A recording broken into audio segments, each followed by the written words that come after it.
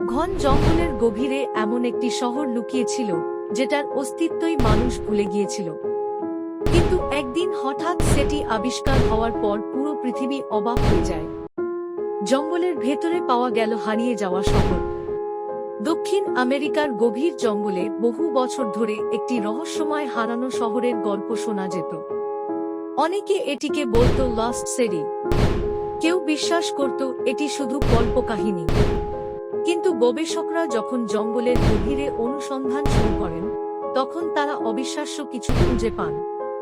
ঘন গাছপালার নিচে লুকিয়েছিল বিশাল পাথরের ধ্বংসাবশেষ, পুরনো রাস্তা, ভাঙা মন্দির আর অদ্ভুত পাথরের নির্মাণ। দেখে মনে হচ্ছিল একসময় এখানে বড় কোনো সভ্যতা ছিল। সবচেয়ে রহস্যময় বিষয় হলো কেন পুরো শহরটি হঠাৎ করে জঙ্গলের মধ্যে হারিয়ে গেল। কেউ মনে করেন ভয়ঙ্কর রোগের কারণে মানুষ শহর ছেড়ে পালিয়েছিল। আবার কেউ বলেন প্রকৃতির ভয়ঙ্কর পরিবর্তন পুরো শহরটিকে ধ্বংস করে দেয়। আরও ভয়ঙ্কর ব্যাপার হলো স্থানীয় কিছু মানুষ দাবি করেন রাতে এখনো নাকি সেই জঙ্গলে অদ্ভুত শব্দ শোনা যায়। আজও বিজ্ঞানীরা শহরটির পুরো ইতিহাস জানতে পারেননি।